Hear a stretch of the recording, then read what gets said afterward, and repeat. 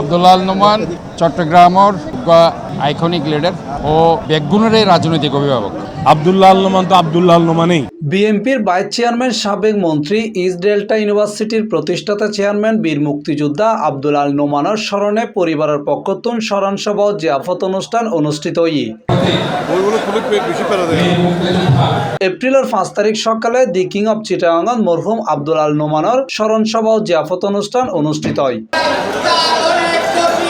স্মরণ সভা অনুষ্ঠানত উপস্থিত আছিল সিনিয়র নেতৃবৃন্দ, চট্টগ্রাম মহানগর বিএনপি উত্তর দক্ষিণ সহ থানা ওয়ার্ডের বিভিন্ন নেতাকর্মীসকল উপস্থিত আছিল।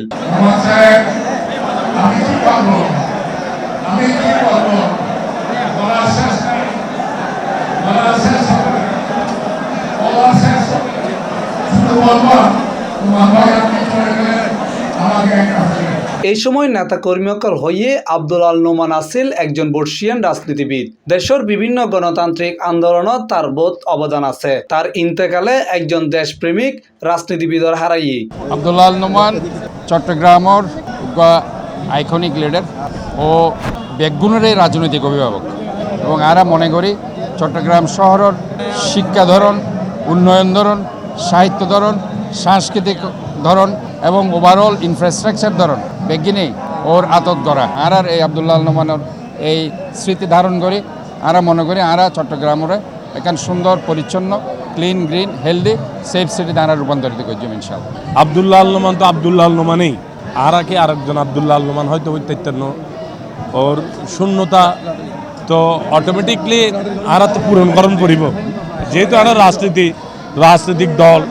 রাজনৈতিক দলের শূন্যতা অটোমেটিক ওর স্মৃতিরে ধরে রাখি এনে ওর যে খাস করি গিয়ে অনুকরণ করি আরাতে ওর স্মৃতি ওর শূন্যতাই পূরণ করিবার চেষ্টা করিব। আজকের এই অনুষ্ঠানটি তারই করবার কথা।